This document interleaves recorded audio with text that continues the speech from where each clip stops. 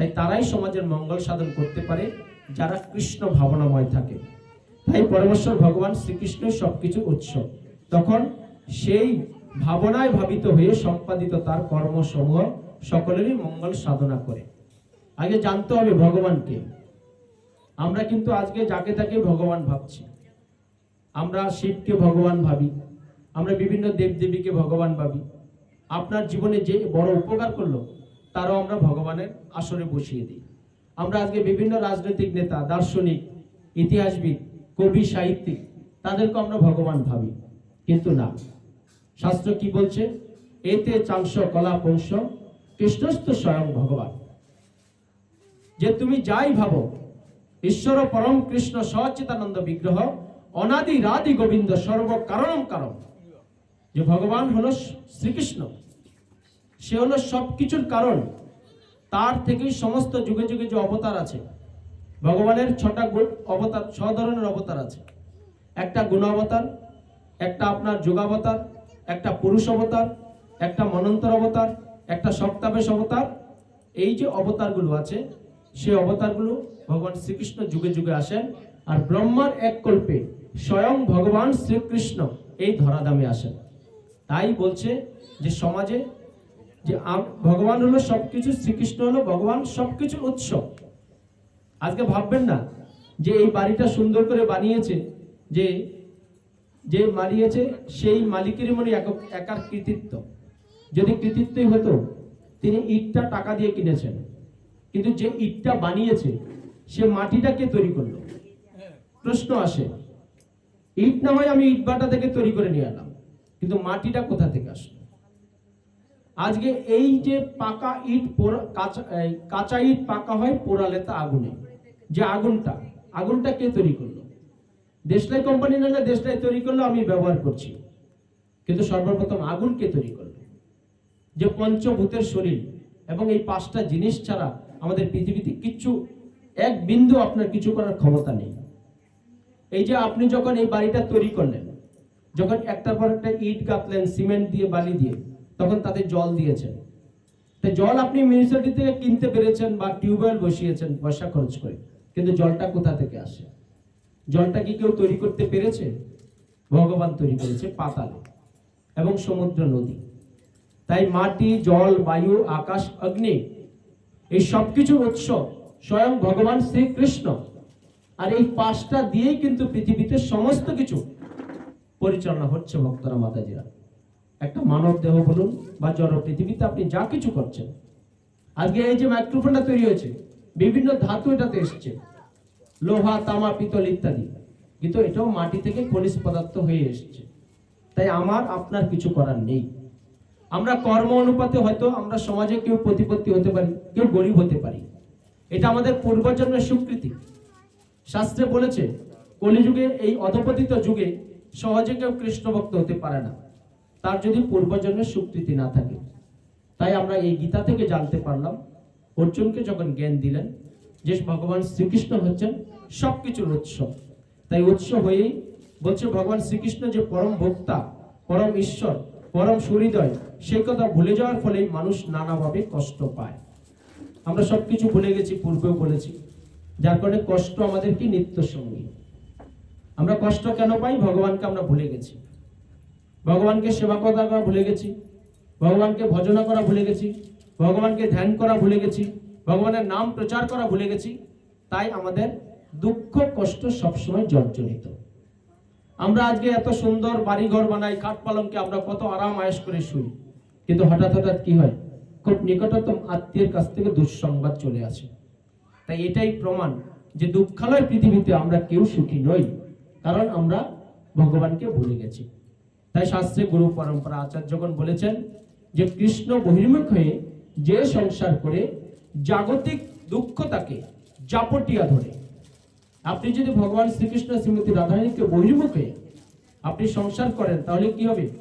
পৃথিবীর যত সমস্ত দুঃখ আছে সবকিছু আপনাকে এমন ভাবে আকর্ষণ করবে, আপনি এর থেকে মায়ার জালে বেরোতে পারবেন না। ভক্তরা, মাতাজিরা, তাই আমরা ভগবান শ্রীকৃষ্ণ যখন সবকিছুর উৎস, পরম ভোক্তা, আমরা ভাবছি যে দেবদেবীর পূজা করছি।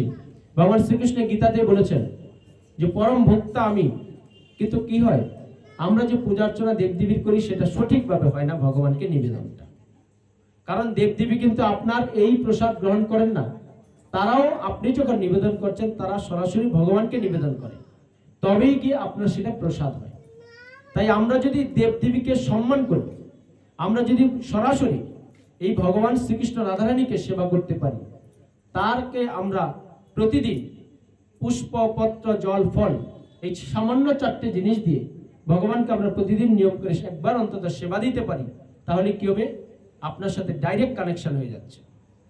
আপনারা ভাববেন না যে আমি দেবদেবীর সেবা করলাম সারা দিন না খেয়ে দেখে, হ্যাঁ এই উপবাস করলাম সেই উপবাস করলাম, তাতে কি হবে, কিচ্ছু লাভ হবে না। আপনার এই জড় শরীরটা কষ্ট পাবে। কারণ আমরা আসল জিনিসকে ছেড়ে আমরা নকল জিনিসকে নিয়ে ব্যস্ত আছি। তাই আমরা গীতা থেকে জানতে পারলাম ভগবান শ্রীকৃষ্ণ হচ্ছেন সবকিছুর উৎস এবং পরম ভোক্তা। তাই তিনি আরো বলেছেন যে মানুষ যেহেতু আমাকে ভুলে গেছে, সেই ভুলে যাওয়ার কারণেই নানাভাবে কষ্ট পায়। তাই সমস্ত মানব সমাজে এই চেতনাকে পুনর্জাগরিত করাই সর্বাপেক্ষা কল্যাণকর কর্ম। তাই আমরা যখন মানুষ হয়ে ভগবানকে ভুলে গেলাম, তাহলে এই যে ভগবানকে ভুলে গেলাম সেই কথাটা মনে করিয়ে দেওয়াই হচ্ছে সবচেয়ে কল্যাণকর কাজ।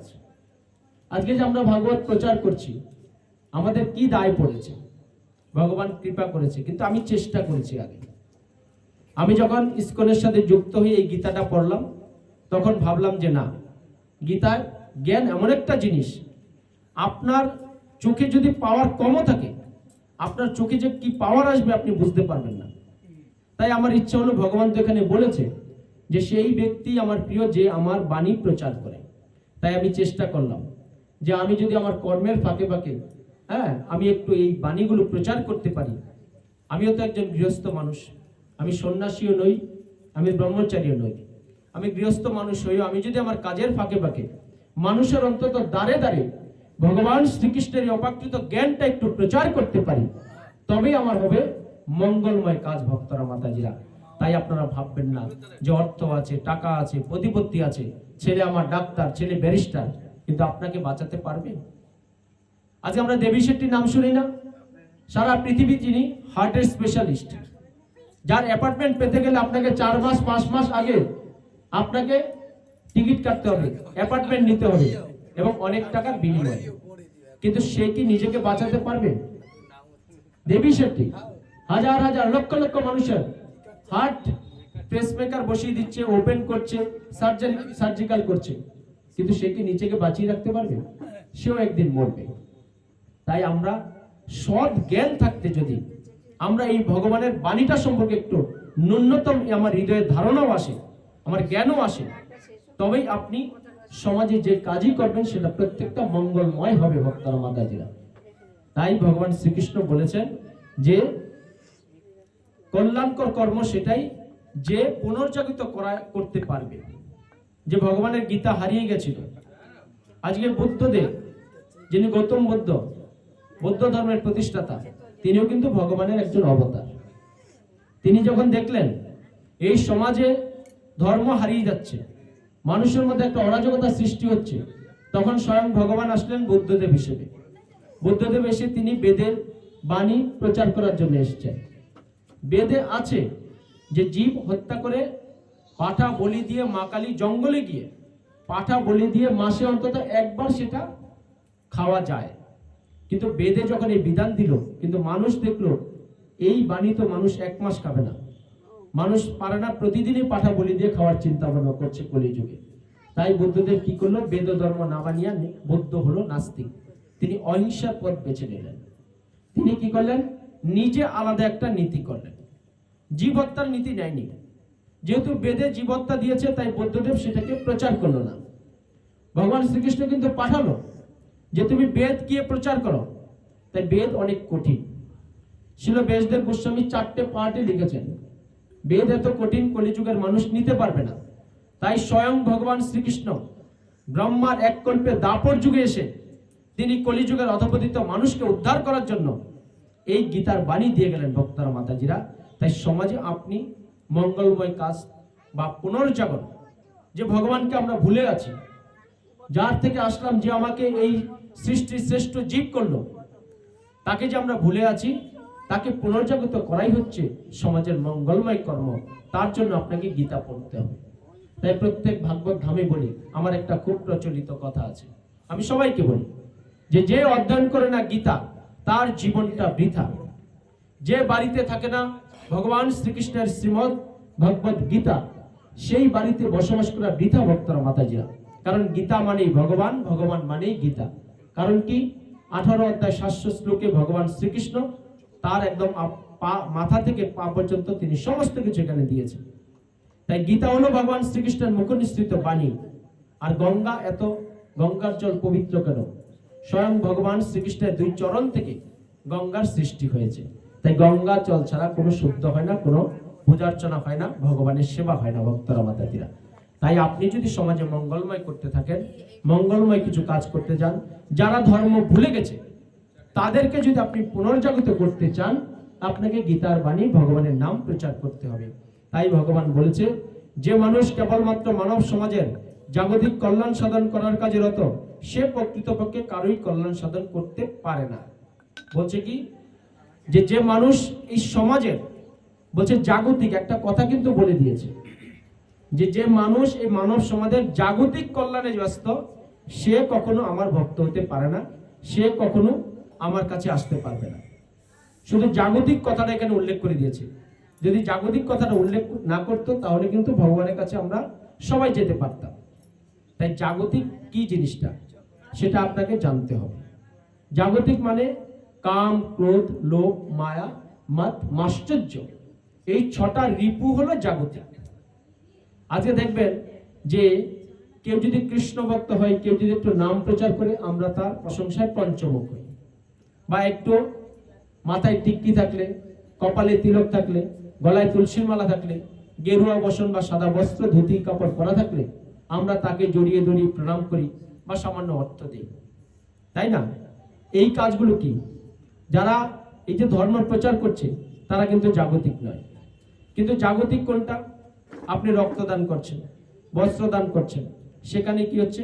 আপনার নাম কামানোর জন্য, প্রতিপত্তির জন্য আপনি ছুটে বেড়াচ্ছেন। তাই আপনি সেগুলো করুন, আমি বলছি না। যেহেতু আমরা সমাজবদ্ধ জীব, আমাদেরকে সেগুলো করতে হবে। সেগুলোর পাশাপাশি আগে এবং পরে যদি আমরা এই ভগবানের কথাগুলো নিয়ে একটু আলোচনা করি, তবে কি হবে?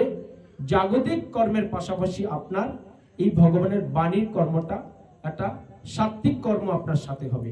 তবেই আপনি ভগবান, এই জাগতিক কর্ম করেও আপনি ভগবানের প্রিয় হতে পারবেন। আর যদি ভগবানকে ভুলে গিয়ে আপনি জাগতিক কর্ম নিয়ে থাকেন, আপনার ইন্দ্রিয় সুখ ভোগের জন্য থাকেন, তাহলে কি হবে?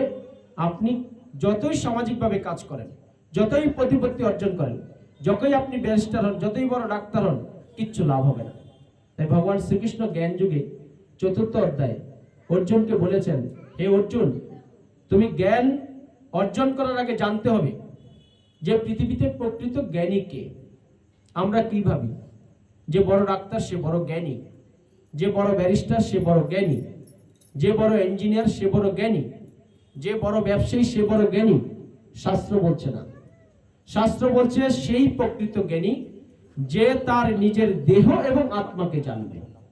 তাই দেহ এবং আত্মাকে জানতে হলে আপনাকে কি করতে হবে? গীতা পড়তে হবে। গীতা না পড়লে আপনারা পারবেন না। অর্জুন মাধ্যমে ভগবান শ্রীকৃষ্ণ এই জন্য গীতার বাণী দিয়েছেন, শুধু আমাদেরকে সঠিক পথে আনার জন্য এবং সমাজে ধর্মকে পুনঃপ্রতিষ্ঠা করার জন্য। তাই ভগবান শ্রীকৃষ্ণ বলছেন, জাগতিকভাবে যারা মানব সমাজে হিতকর কাজ করছেন তারা কখনো আমার প্রিয় হতে পারে না। সে প্রকৃতপক্ষে কারোই কল্যাণ সাধন করতে পারে না। বাহ্যিক দেহ ও মনের সাময়িক উপশম কখনোই শান্তি দিতে পারে না। জীবন সংগ্রামে সমস্ত মানুষ কষ্টের প্রকৃত কারণ হচ্ছে ভগবানের সঙ্গে জীবের নিত্য সম্পর্কের চরম বিস্তৃতি।